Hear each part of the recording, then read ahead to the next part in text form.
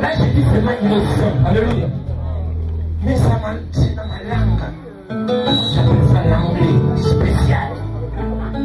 Oh. Oh, papa, c'est tellement bien. Atali Sanganzela. Atali Sanganzela. Akomisanga molongi liboso na kuna na ngai. Kolo.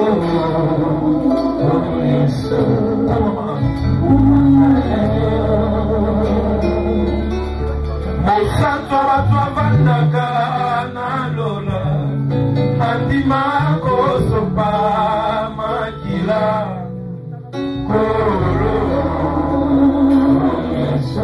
mama yo yangwana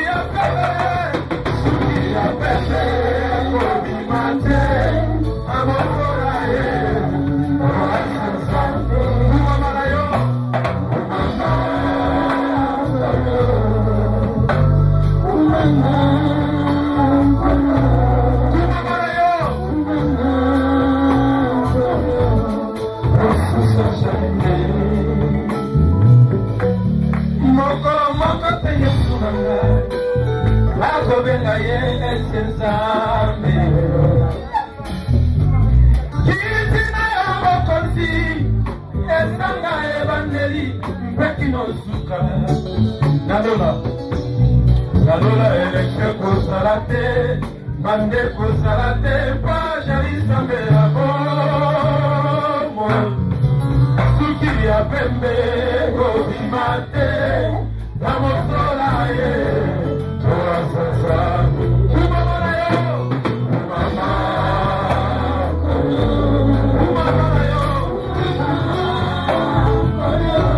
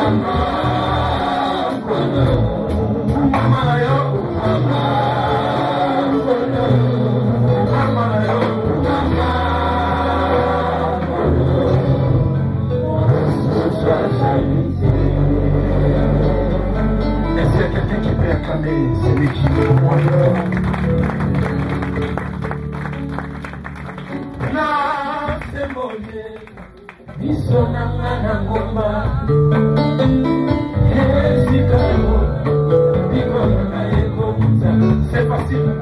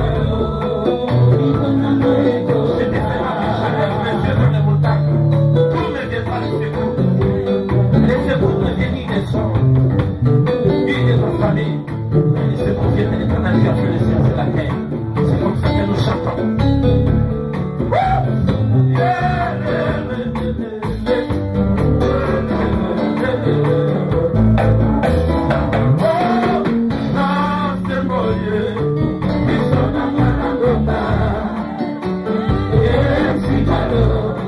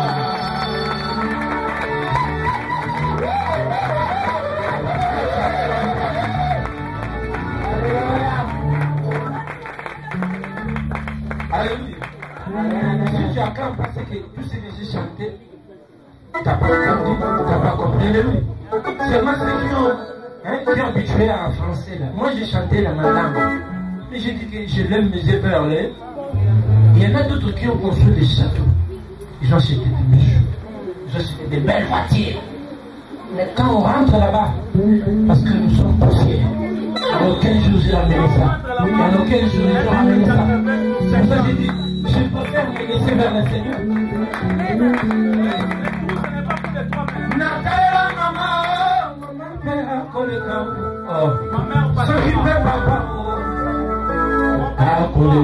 Même mon père passait.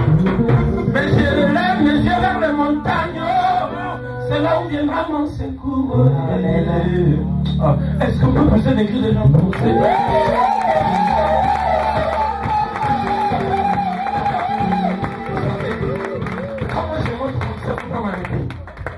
Mais je te laisse seulement parce que tu me fais encore des ça. Est-ce qu'on peut acclamer pour la gloire de Dieu? Les soirs, nous sommes là pour célébrer l'Éternel, notre Dieu. Nous voulons faire appel à une chante de l'Éternel qui va nous ramener encore bien aimés devant le parvis de Dieu. Amen. Bien aimés, nous sommes là pour ça. Amen. Amen. C'est comme si on a mangé les vies, on est tous fatigués. Amen. Est-ce qu'il y a des vivants ici? Je te vois pas. Est-ce qu'il y a des vivants ici? Est-ce qu'il y a des gens que Dieu a fait quelque part ici? Je te vois pas. Tu es où là? Tu es où? Je te vois pas. Je ne t'ai pas encore vu. Mais il va y avoir que son terrain va dire quand on a entendu la communauté. Est-ce qu'on peut acclamer pour la gloire de Dieu? Amen. Devienne une terre fertile. Afin que ta parole qui est une sémence, Seigneur, descende dans nos cœurs et donne des fruits en abondance. Nous voulons que cette parole nous fasse du bien. Nous voulons que cette parole qui est toi, Jésus, Seigneur Dieu, donne la vie dans notre vie. Au nom puissant de Jésus, Seigneur, nous éloignons loin de nous tout ce qui n'est pas de toi et nous laissons toi seul que tu puisses régner. Touche la bouche de ton serviteur qui a été choisi ce soir pour parler, afin que Seigneur Dieu, au travers de sa bouche, que le logo se transforme en réma. Yes. Dans le nom puissant de Jésus, dans le nom de Jésus. Et nous avons ainsi prié. Alléluia. Nous disons tous Amen. Amen. Amen. Amen. Acclamez, acclamez, acclamez, acclamez le roi. Amen. Nous allons dans la présence de l'époux. Et l'époux s'appelle Jésus. Et là où tu es, concentre-toi encore. Parce que nous sommes arrivés au moment où la bénédiction va descendre dans cette salle. Et la bénédiction, c'est quoi? La bénédiction, c'est la parole de Dieu. Parce qu'en Israël, lorsqu'on parlait de bénédiction, on ne voyait pas des choses matérielles. Mais on voyait seulement, on entendait par bénédiction la parole du Père. C'est-à-dire qu'il y a un Père qui est là, qui appelle ses enfants et qui commence à prononcer les bénédictions sur ses enfants. Comme ces enfants-là sont sa sémence, ce qu'il dira va s'accomplir dans leur vie. Est-ce que quelqu'un est là? Ce que ce Père-là va déclarer va arriver. Si le Père dit que celui-ci deviendra riche, même s'il est pauvre, après quelque temps, sa pauvreté va laisser place à la richesse. C'est pour cela que dans la parole de Dieu, il est écrit que Isaac était là, étant le père. Mais qu'est-ce qu'il a fait? Il est arrivé à un moment où il était devenu vieux. Ses yeux ne pouvaient plus rien voir. Bien-aimé, en cet âge où nous vivons, Dieu est déjà devenu vieux. Mais il faut quelqu'un pour que les yeux de Dieu qui ne voient pas là, que tu puisses entrer dans la présence de Dieu et que ce Dieu-là, qui ne voit plus, reconnaisse au moins ta voix. Mais celui-là, c'est qui? Celui-là s'appelle le premier-né. Il s'appelle Jésus-Christ. La Bible dit qu'il est le premier-né d'entre les morts. Il faut que tu rentres en lui. Et lorsque tu rentreras en lui, maintenant ta voix pourra être entendue chez le Père et le Père va prononcer la parole de bénédiction. Mais avant que tu puisses entrer dans sa présence, il faut que tu viennes avec quelque chose. La chose que tu vas amener, c'est ce qu'on appelle l'adoration. Je n'ai que 30 minutes. Normalement, l'adoration et la louange, ce sont des choses dont on pourrait parler pendant toute une vie. Amen. Hein? Et nous allons prier pour la parole de Dieu. Avant de commencer à prier pour la parole de Dieu, je commence par dire merci à Papa Alain Makayabou. Je ne peux pas... Vous savez, la chair est chère. Et on ne la donne pas à n'importe qui. Si un homme de Dieu, qui est l'ange de cette église, prend ce truc-là qu'on appelle la chair, il te la donne, ça dit qu'il a confiance en toi. C'est que tu n'en feras pas quelque chose de bizarre. C'est que tu vas parler et que ce n'est pas toi qui parleras, mais c'est réellement Dieu qui parlera au travers du vase faible que tu es. Seigneur, nous avons levé nos mains là où nous sommes. Nous allons rester debout parce que nous allons pendant quelques temps lire la parole de Dieu. Nous prenons la parole de Dieu rapidement. Je n'ai que 30 minutes. C'est seulement une demi-heure. Mais une demi-heure qui peut transformer le reste de ta vie. Jésus a dit aux gens qui étaient là auprès de lui, il leur a dit ceci. Il leur a dit, vous n'avez pas pu prier 1 heure avec moi. C'est-à-dire si tu pries 1 heure seulement, ça peut changer ta vie. Mais si tu adores seulement pendant 30 minutes, ça peut changer ta vie aussi. Et je veux dire à quelqu'un qui est dans la salle, la prière et l'adoration, la plus importante de ces deux choses-là, c'est l'adoration. Je scandalise déjà. Parce que dans la prière, qu'est-ce que nous faisons?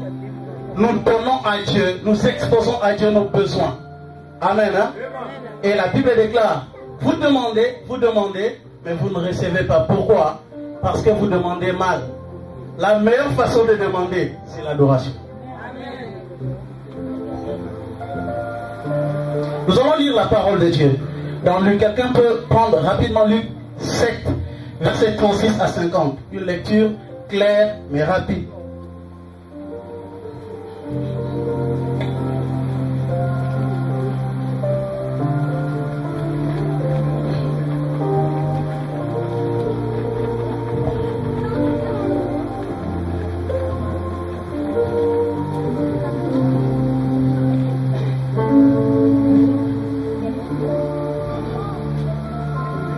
Luc 7.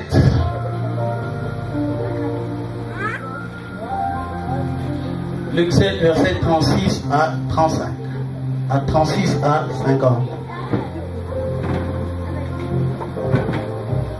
Je lis la parole du Seigneur. Merci. Dans le livre de Luc 7, verset 36 à 50. S'il y a un micro, vous pouvez lui donner, s'il vous plaît. Un pharisien pria Jésus de manger avec lui. Un pharisien, vous pouvez vous asseoir, s'il vous plaît. Vous pouvez déjà vous asseoir. Vous avez fait la lecture et on commence directement.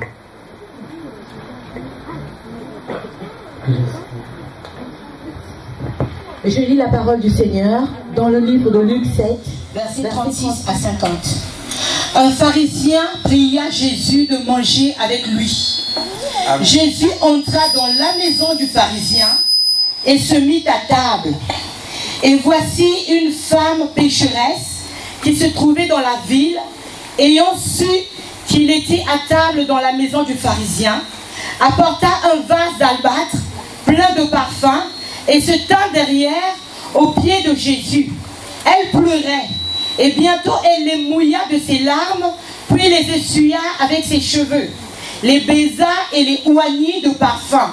Le pharisien qui l'avait invité, voyant cela, dit en lui-même, si cet homme était prophète, il connaîtrait qui et de quelle espèce est la femme qui le touche. Il connaîtrait que c'est une pécheresse. Jésus prit la parole et lui dit, Simon, j'ai quelque chose à te dire. Maître, parle, répondit-il. Un créancier avait 2 débiteurs.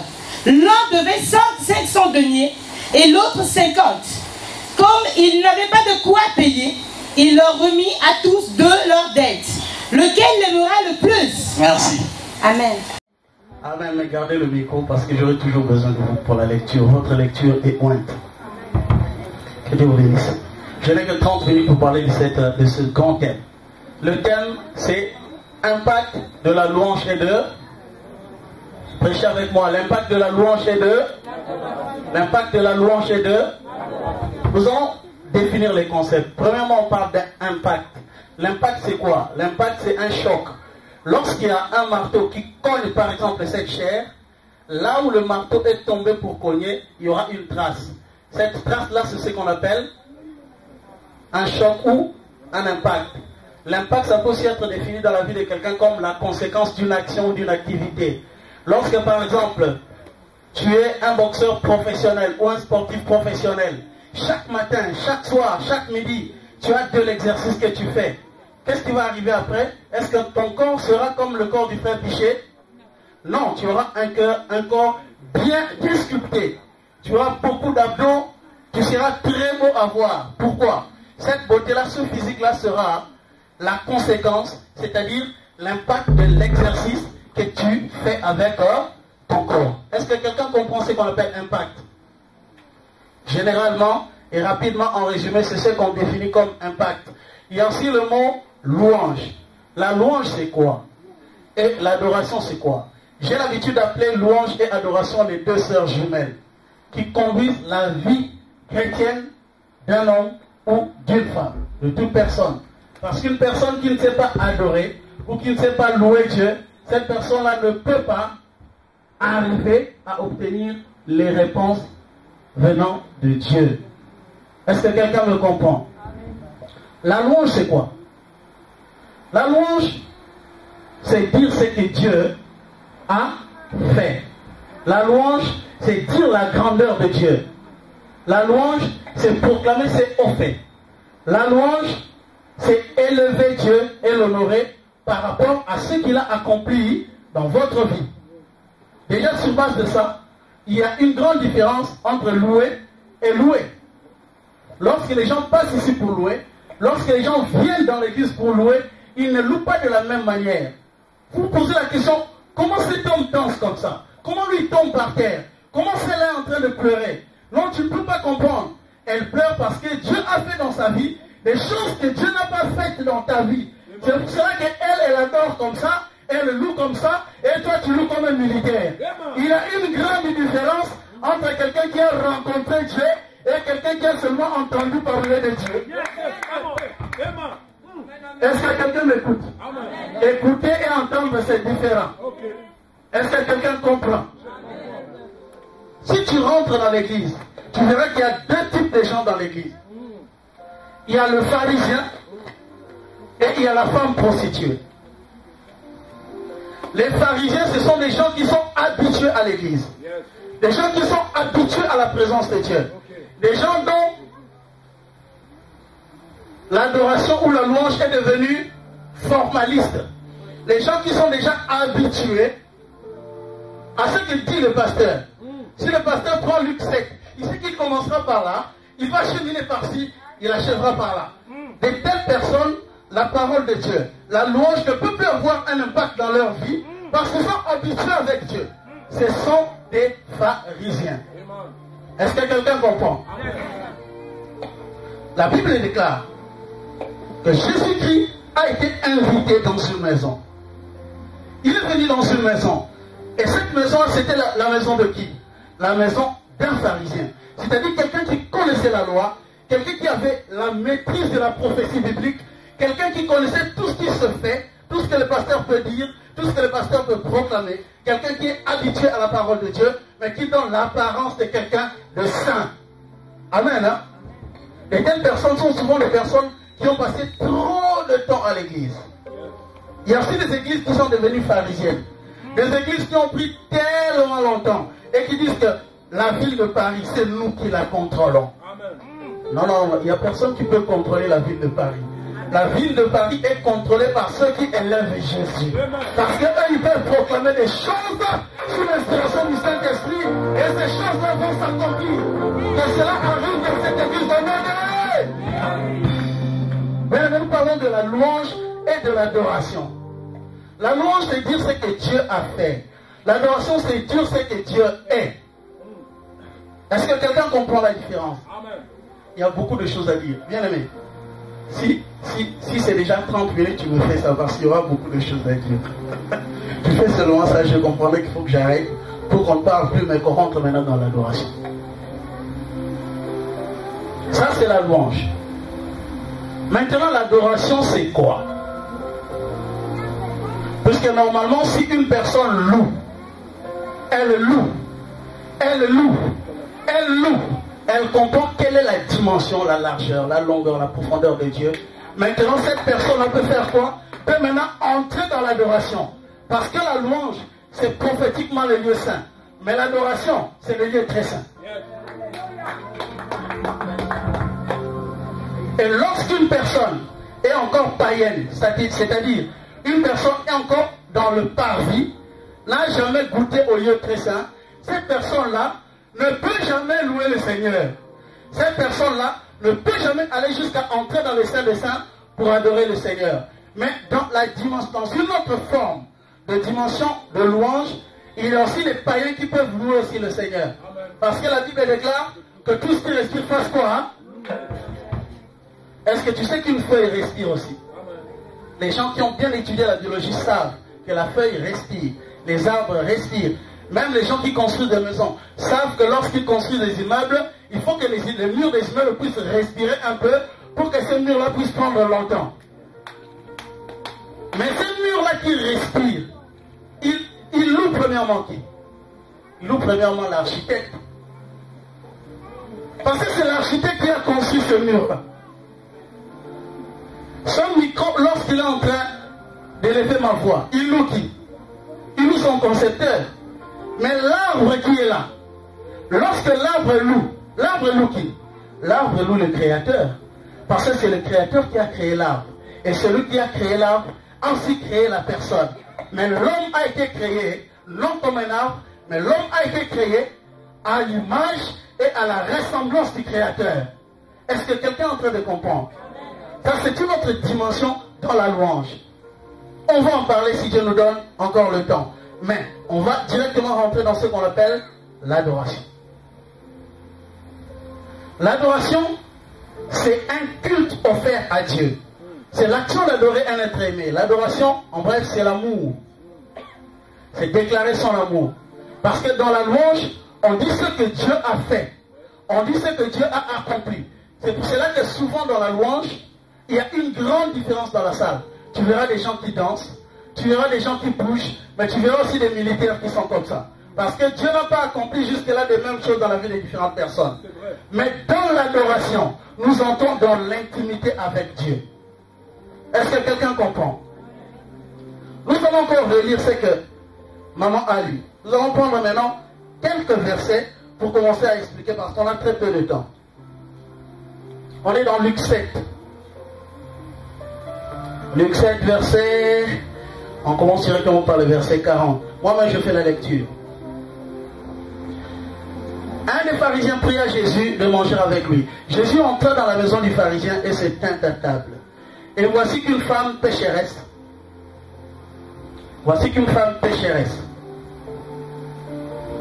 qui était dans la ville, sut qu'il était à table dans la maison du pharisien, et elle apporta un vase d'albâtre plein de parfums.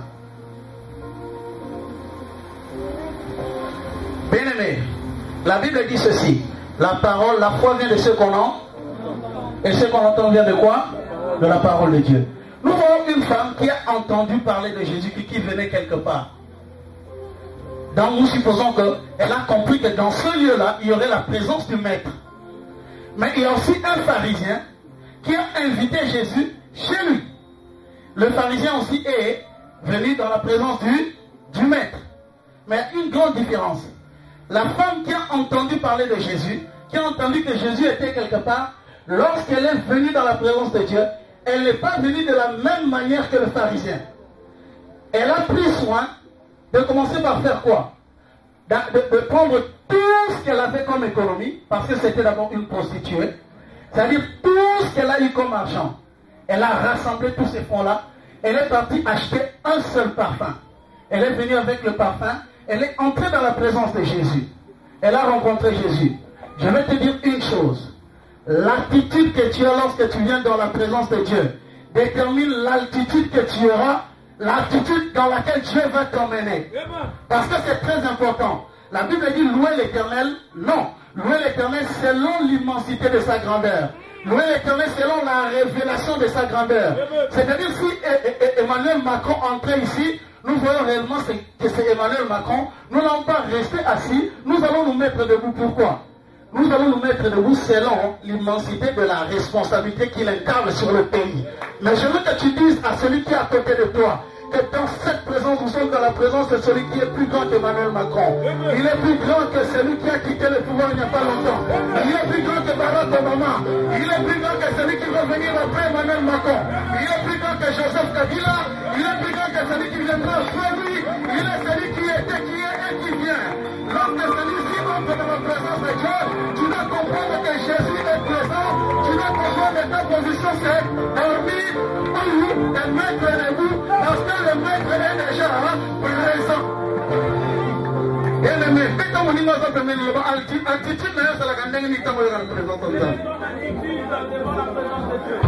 Lorsque tu viens dans la présence de Dieu, quelle est ton attitude? La Bible dit qu'il y avait deux personnes. Il y a un pécheur qui est venu dans la présence de Dieu.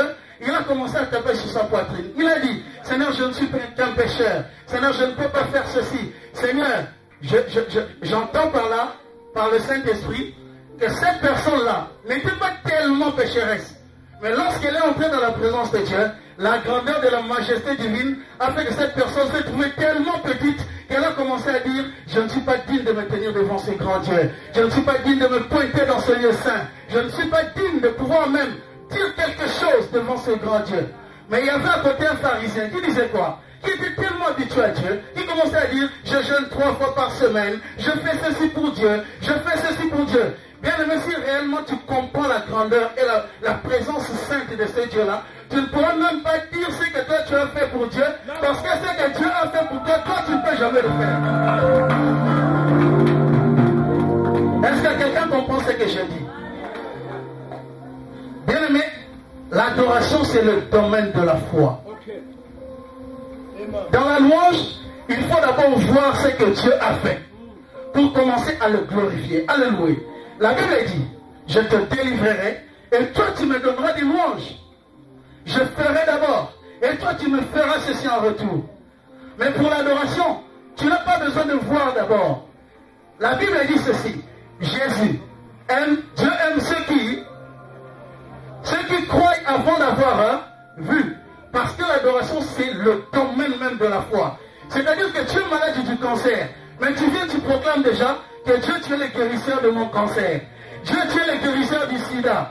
Mais tu sais que tu as fait un examen hier et on a confirmé par le docteur que tu as le sida. Mais tu viens devant Dieu, tu le proclames déjà en tant que Jehovah Rapha. Maintenant, quand tu vas le proclamer comme ça avec ton cœur, demain, quand tu iras vers le docteur, tu verras que le docteur est déjà passé dans ton sang. Est-ce que quelqu'un a compris?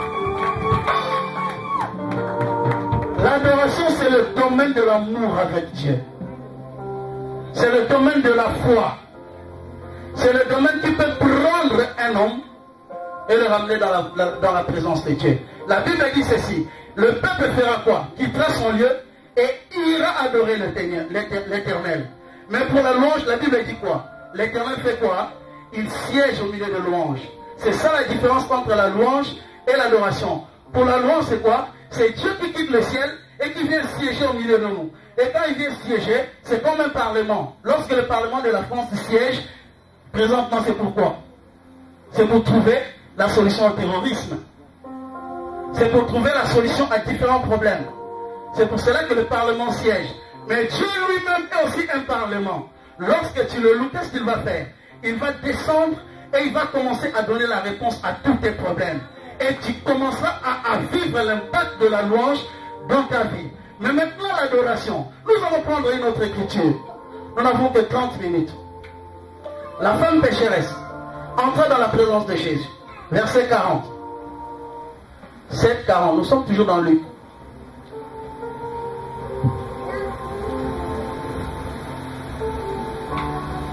Verset 40.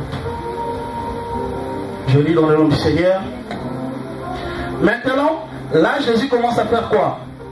À établir la différence de l'attitude des deux personnes qui sont dans sa présence. Amen. Hein? Jésus commence à dire quoi? Jésus prit la parole. Je commence à 36. Un des pharisiens pria Jésus de manger avec lui. Jésus entra dans la maison du pharisien et se mit à table. Et voici qu'une femme pécheresse qui était dans la ville sut qu'il était là à table dans la maison du pharisien. Elle apporta un vase d'albâtre plein de parfums et se tint derrière à ses pieds. Elle pleurait et se mit à mouiller de ses larmes les pieds de Jésus. Nous voilà l'attitude de cette femme. Bien aimé, je veux te dire que devant Jésus, tous nous sommes une femme. Amen. Hein? Parce que même Pilate, qui était un gouverneur très dur, avant Jésus, Pilate n'a jamais vu un homme comme Jésus. Mais lorsqu'il a fallu qu'il juge Jésus, il a jugé, il a vu qu'en lui il n'avait aucune faute. Après il a dit quoi? Il est venu présenter Jésus au peuple, il a dit, voici l'homme. Ça veut dire que même moi-même Pilate, je suis une femme. L'homme c'est celui-là.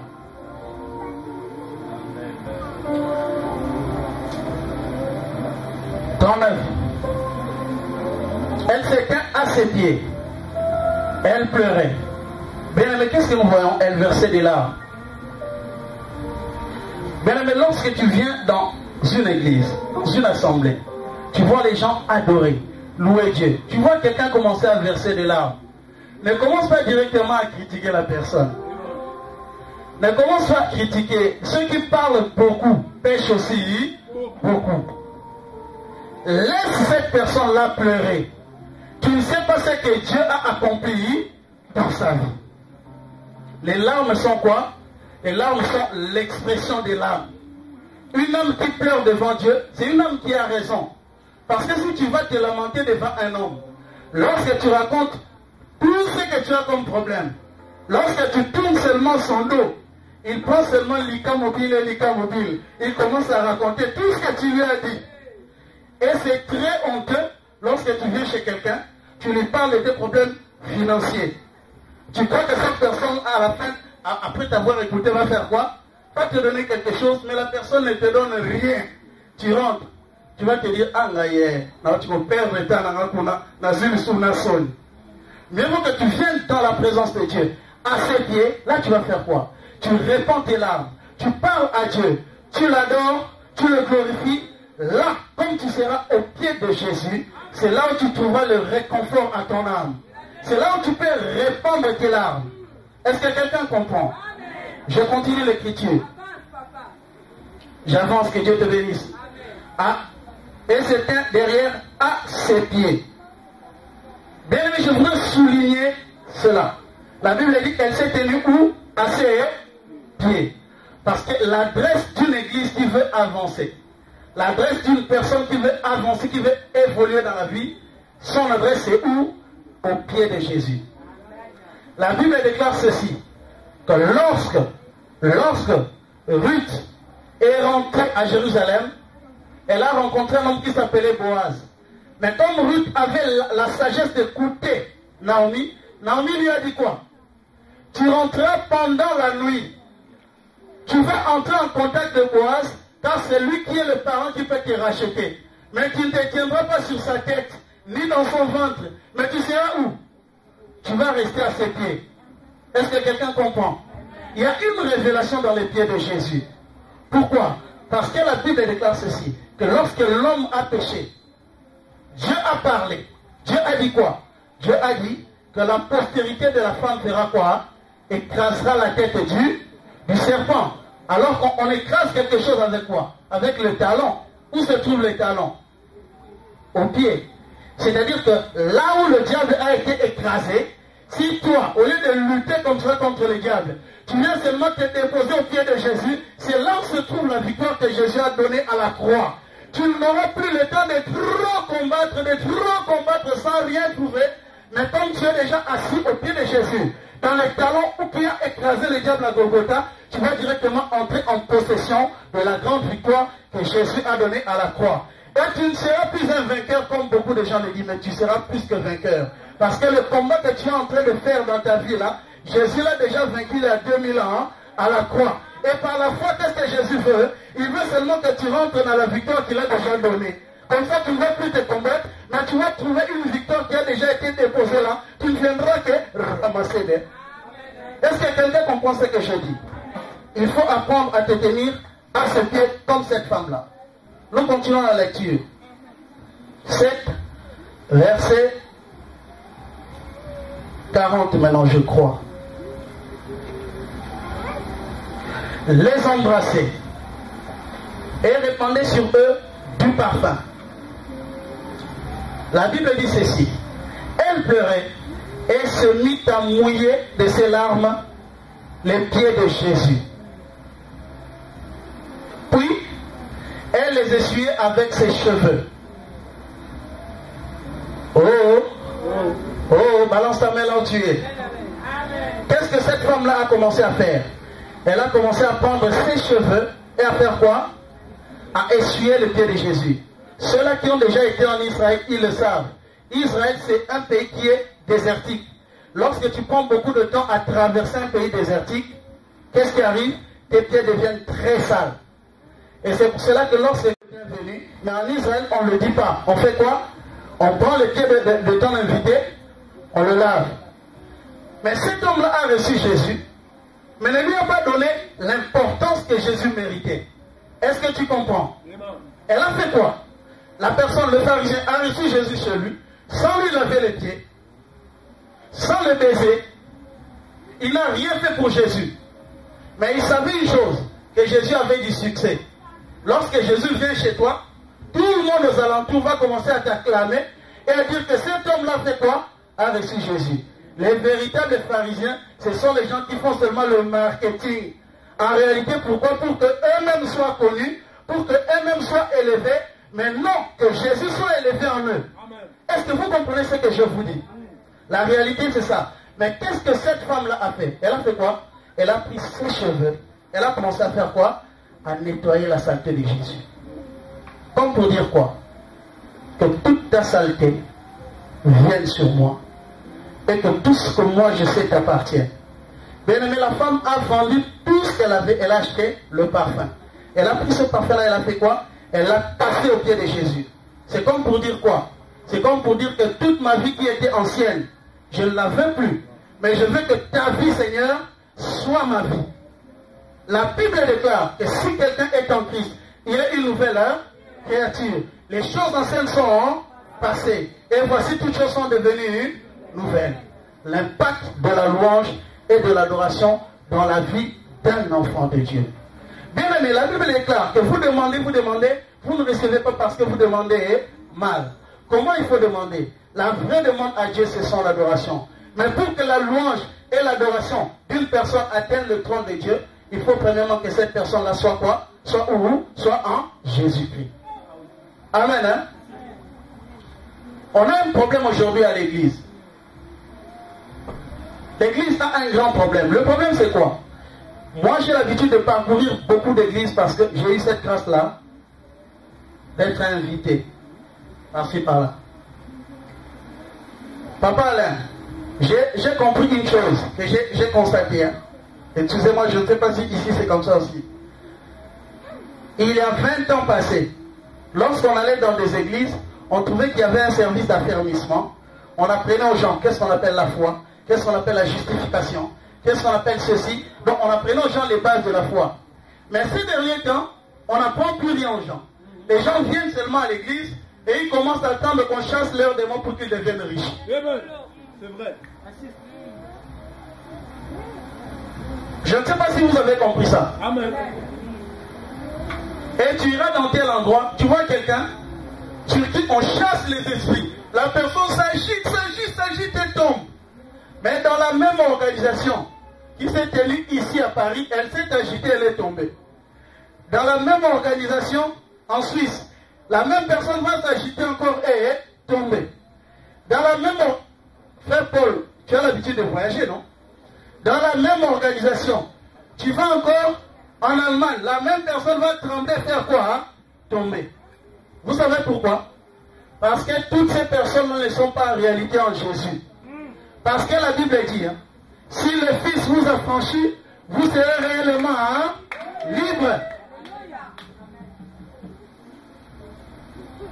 Le fou de Gadara a rencontré Jésus une seule fois. Il se coupait, il se martelait. Jésus l'a délivré une seule fois. Il est revenu dans son bon sens. Mais on ne parle pas aujourd'hui de la délivrance, on parle de l'adoration. La Bible dit qu'il faut que ceux qui l'adorent comment? En esprit et en vérité. Chief, si je commence déjà à atteindre les 20 minutes, tu me fais signe, s'il te plaît. En esprit et en vérité. Ça veut dire quoi? Il faut que celui qui adore Dieu, celui qui vient dans la présence de Dieu, sache d'abord, je salue la présence de l'homme de Dieu, sache d'abord que Dieu existe. Il faut d'abord que la personne naisse en Jésus. Si tu es chantre, tu es connu, tu as fait 1 million d'albums à succès, mais si tu n'as pas encore reçu Jésus comme ton Seigneur et ton Sauveur, tu fais encore du bruit dans les oreilles des gens. Il faut que tu rentres en Jésus. La Bible dit ceci. Isaac avait 2 enfants. Il y avait Ésaü. Il y avait aussi qui? Il y avait qui? Il y a des lecteurs de la Bible. Il y avait Ésaü et qui? Il y avait Ésaü et Jacob. Il y a Isaac. Il y a Rebecca qui est la femme d'Isaac. Il y a Ésaü. Il y a Jacob. Mais arrivé en un certain temps, Isaac était devenu très vieux. Je vous ai dit au commencement du message que la bénédiction en Israël, ce n'était pas la voiture, ce n'était pas tout ça. Ça, ce sont des conséquences de la bénédiction. Il faut bien définir les choses. Mais lorsque Isaac était devenu très vieux, il fallait que Isaac, étant comme père, fasse quoi? Donne une seule parole de bénédiction à un enfant. Amen. Hein? Parce que l'adoration que tu vas faire aujourd'hui, la louange que tu vas faire aujourd'hui, doit avoir un grand impact dans ta vie. Il faut que cette adoration-là puisse pousser Dieu à faire quoi? À parler sur ta vie. Et tout ce que Dieu dira sur ta vie, mot à mot, va s'accomplir. Est-ce que quelqu'un comprend? J'ai entendu un amen, que Dieu bénisse celui qui a dit cet amen-là. Isaac était là, assis sur son trône de père. Il avait 2 enfants. Il a dit, maintenant bientôt je vais mourir. Mais comme je veux mourir, avant de mourir, je dois manger. Amen. Hein? Je dois manger une offrande, un animal. Et il a dit quoi? Il a appelé son fils qui était l'aîné. Il a dit, va en forêt, va chasser. Ramène-moi un gibier. Et lorsque tu me ramèneras le gibier, je ferai quoi? Je mangerai ce gibier-là et puis je te bénirai. Lui, Ésaü était un chasseur. Mais à côté, il y avait un Jacob qui était là, qui n'était pas un chasseur, mais qui était un homme très concentré. Il vivait toujours sous les arbres. Or, celui qui vit sous les arbres, nous voyons prophétiquement qu'il vit sous la croix. Celui qui vit sous la croix de Jésus à ses pieds, celui-là aura le temps d'écouter le Saint-Esprit. Alors, il est resté là, et après quelques temps, lorsque celui qui était distrait, Ésaü, est parti, qu'est-ce que Rebecca a fait? Rebecca a dit, hé, toi Jacob, Jacob. Jacob est venu. Prophétiquement, Rebecca représente le Saint-Esprit. Lorsque le Saint-Esprit te dit de faire quelque chose, il faut te hâter à le faire. Parce que tu ne sais pas qu'est-ce que le Saint-Esprit a derrière sa tête. Parce que la Bible dit que c'est le Saint-Esprit qui sonde les profondeurs de Dieu. Il a fait quoi? Il est venu. La maman a fait quoi? La maman lui a dit, premièrement, tu vas revêtir les habits de ton frère Ésaü. Pourquoi revêtir les habits de ton frère Ésaü? Parce que tu vas sentir comme Ésaü. Amen. Hein? Tu vas avoir le parfum d'Ésaü. Deuxièmement, tu vas faire quoi? Tu vas prendre un animal qui est poilu, tu rentres dedans. Bien aimé, tous ces 2 apparats-là représentent quoi? Représentent Jésus-Christ. Ésaü était l'aîné et Jacob était le cadet. La Bible dit que Jésus-Christ est le premier-né d'entre les morts. Comme maintenant, Jacob est venu. Il est venu. Vous connaissez très bien cette histoire-là. Le père lui a pris, le père l'a touché. Le père a dit quoi? La voix là, c'est la voix de Jacob. Mais le corps, c'est le corps de qui? Le corps est d'Ésaü. Bien aimé, si tu veux que ton adoration puisse entrer et être écoutée chez Dieu, pour que Dieu puisse mettre son sceau sur toi, il faut que tu rentres dans le premier-né qui s'appelle Jésus-Christ. Si tu n'es pas en Jésus, ton adoration ne sera que du bruit. Si tu n'es pas en Jésus, ton adoration ne sera que, ta louange ne sera que du bruit. Parce que la Bible dit que ceux qui l'adorent doivent l'adorer comment? En esprit, mais aussi en vérité. Est-ce que quelqu'un comprend? Balance ta main si tu comprends là où tu es. Nous continuons la lecture. Nous sommes toujours dans Luc 7.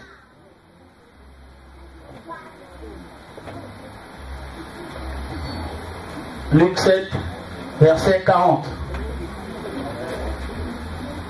Luc 7, verset 40. Jésus prit la parole et lui dit, Simon, à cette vue, le pharisien qui l'avait invité dit en lui-même, si cet homme était un prophète, il saurait qui est la femme qui le touche et sait qu'elle est, et qu'elle est une pécheresse. Jésus prit la parole et lui dit, Simon, j'ai quelque chose à te dire. Lorsque le pharisien a vu que Jésus-Christ acceptait ce que cette femme-là faisait, le pharisien a commencé à faire quoi? Le pharisien a commencé à murmurer. Il a commencé à dire, à coup sûr cet homme n'est pas un homme de Dieu. S'il connaissait qui est cette femme, il allait savoir que cette femme est une prostituée. Amen. Hein? Ces derniers temps, nous remarquons au niveau de l'église corps du Christ qu'il y a beaucoup de gens qui se lèvent et qui commencent à cataloguer tous les serviteurs de Dieu de faux. Je ne sais pas si vous avez remarqué ça. Tout le monde se lève, dit celui-ci c'est un faux, celui-ci c'est un faux, celui-là c'est un faux, celui-là aussi c'est un faux. Mais où est le vrai? Ces gens-là ne sont que des pharisiens. Ils veulent faire que eux soient catalogués comme des gens qui doivent être écoutés, qui sont bons, et que les autres soient catalogués comme des faux. Si réellement toi tu vois qu'il y a une longue partie de faux, alors toi viens, montre-nous le vrai.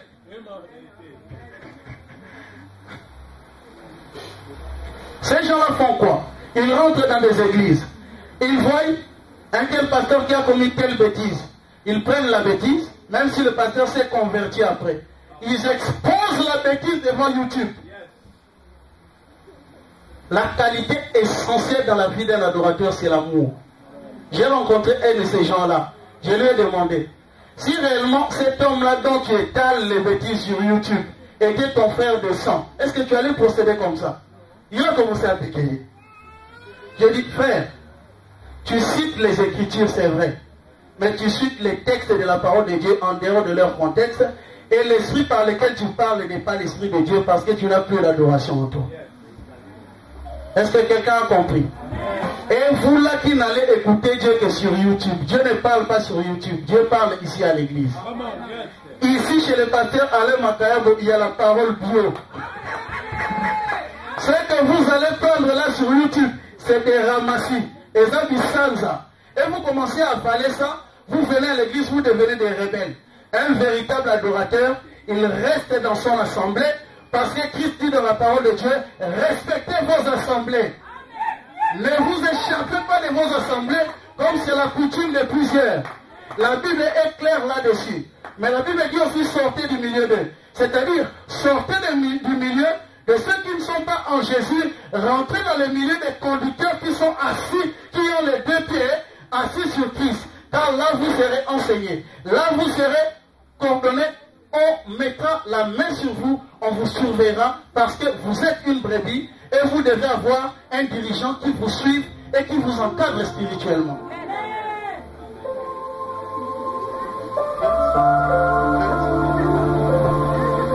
Indigent. Maintenant nous rentrons. Donnez-moi seulement 7 minutes s'il vous plaît. On a dit l'impact de la louange et de l'adoration. Pourquoi est-ce qu'il faut rester au pied de Jésus?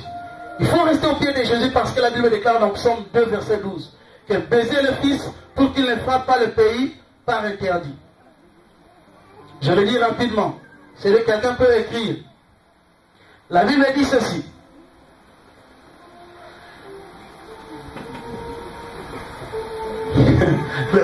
Le pédagogue est déjà debout. L'impact de la louange et de l'adoration dans ta vie va faire que tu commenceras à écouter Dieu. Tu commenceras à être instruit par Dieu. Je demande rapidement que quelqu'un lise 2 Chroniques 6, versets 20 à 21. Rapidement, on va conclure par là.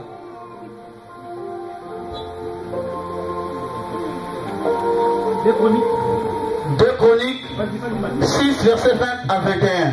Et même jusqu'à 24. Je lis la parole du Seigneur. La parole du Seigneur.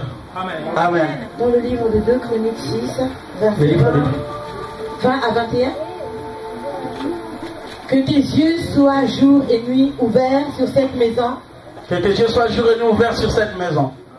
Sur le lieu dont tu as dit que là serait ton nom. Et toute la prière que ton serviteur fait en ce lieu. Oui, rapidement. Alors, prends encore rapidement le livre de... Je vois que le pédagogue est déjà là.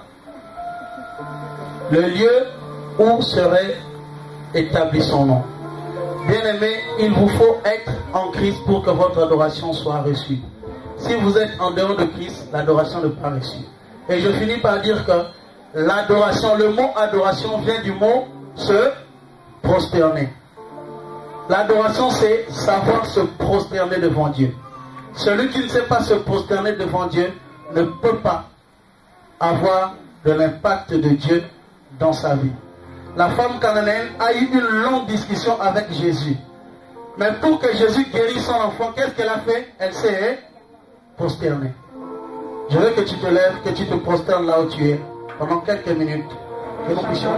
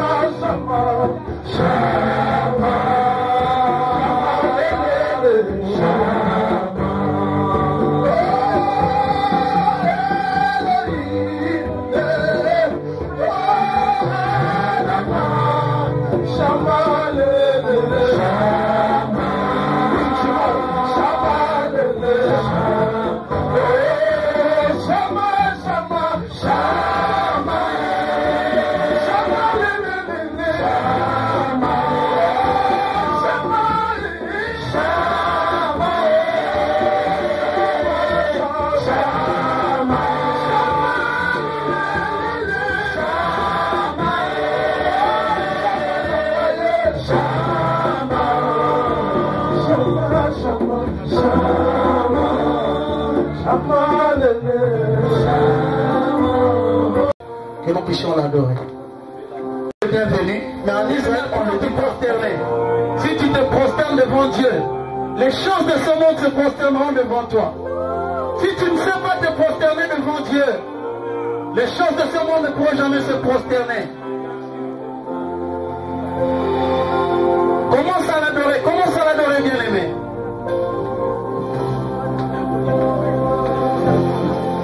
Non, je n'entends pas les gens. Si on avait dit commence à chasser les démons pour que tu deviennes riche, j'allais déjà commencer à crier.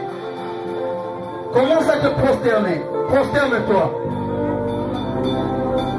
Je demande aux chantres qui sont dans la salle de passer devant.